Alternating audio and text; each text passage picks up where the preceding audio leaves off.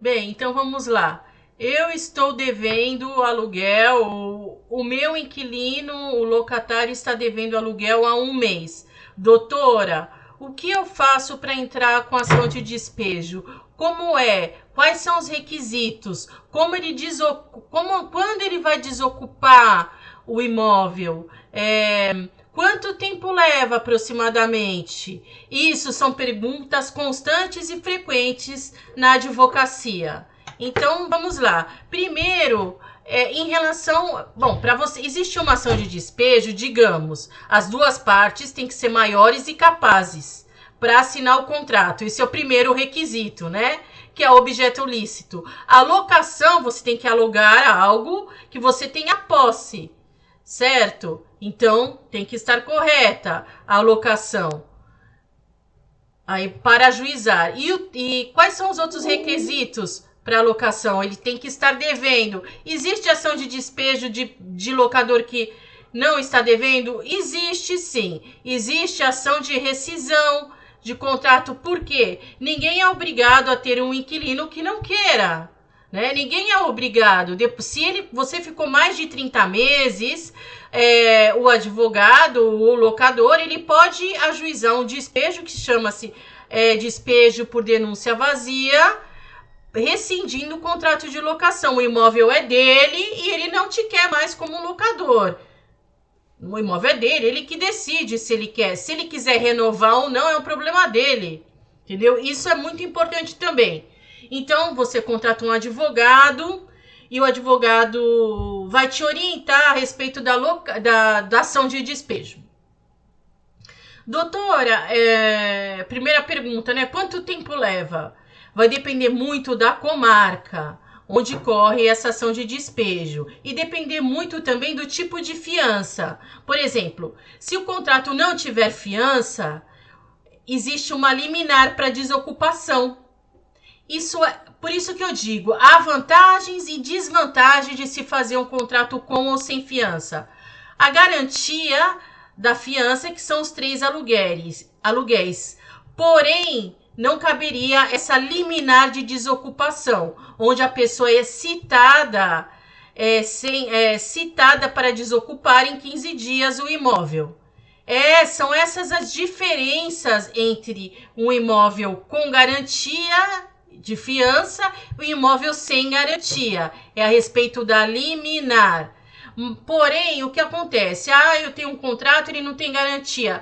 Você vai ter que ter dinheiro para depositar os 3 aluguéis, ou vai ter que dar o seu imóvel como garantia e depois você recebe de volta esse dinheiro que você depositou na justiça. Isso também nunca é falado pelas pessoas, pelos advogados. É muito difícil, assim, algum advogado orientar aí o locador a respeito disso. Bem, quais são as outras perguntas que costumam me fazer a respeito da ação de despejo? Doutora, meu inquilino me ligou e ele pretende fazer um acordo.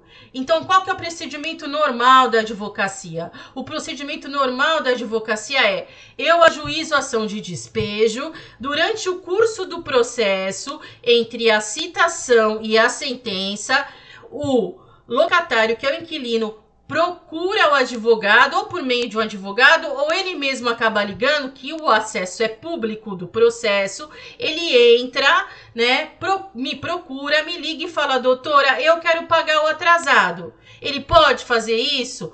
Pode. Você pode fazer um acordo? Pode. E o que acontece se você fazer um acordo? O acordo tem que ser homologado pelo juiz. O que é homologar? É concordar. O juiz tem que concordar. Então, se a pessoa deve 3 meses, você pode até parcelar em 10 vezes, mas existe uma característica: se você fizer um acordo na justiça, ele tem que pagar o acordo e o aluguel em dia. Se ele deixar de pagar uma ou outra coisa, já está descumprido o contrato. Nesse caso, se a pessoa descumprir esse acordo que foi homologado na justiça por meio de uma ação de despejo, é imediato o despejo do inquilino. Então, é expedido o mandato para ele desocupar. Se for feito um acordo, consta no acordo que ele vai desocupar imediatamente caso ele atrase alguma parcela do acordo ou atrase algum aluguel que ele deixou de pagar. Tá? Isto é importantíssimo deixar ressaltados para vocês, que ainda assim eu sempre falo, um acordo é importante desde que seja feito na justiça por conta disso, tá? Por ter essa força judicial, por forçar o cumprimento, tá? Da desocupação. E mesmo se ele se negar, pode ser feito por meios coercitivos, que nós advogados dizemos assim, né? Que é a palavra técnica. O que é um despejo coercitivo? É um despejo onde o oficial de justiça ele vai acompanhado com polícia. Porque há casos de pessoas que me ligam bem normal e falam, doutor, eu só vou sair aqui, só saio daqui com a polícia. Ok, a escolha é sua, né? O despejo prossegue, o mandado é expedido e o próximo para desocupação, eu tô levando a polícia aí para você sair. Isso é bem comum acontecer, né? Porque é uma coisa muito desagradável um despejo. Também é muito importante deixar claro para vocês que o proprietário não pode jogar nada seu na rua.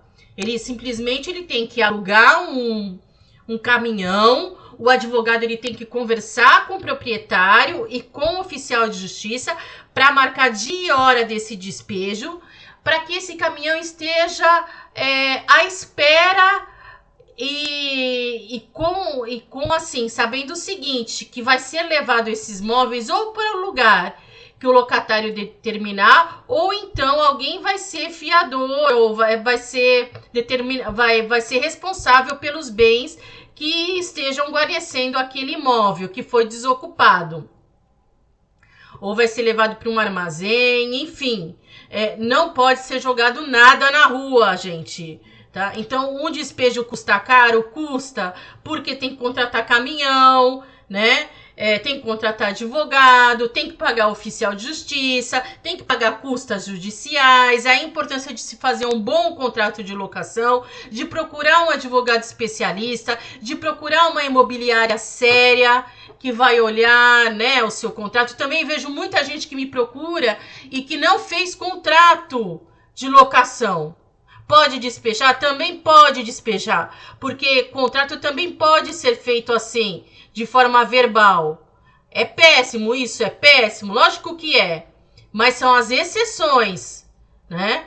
São exceções. É muito mais difícil você despejar alguém que foi feito dessa forma do que existir um contrato. Então não façam assim. Não façam de qualquer jeito, porque vai ter uma grande dor de cabeça lá na frente, tá?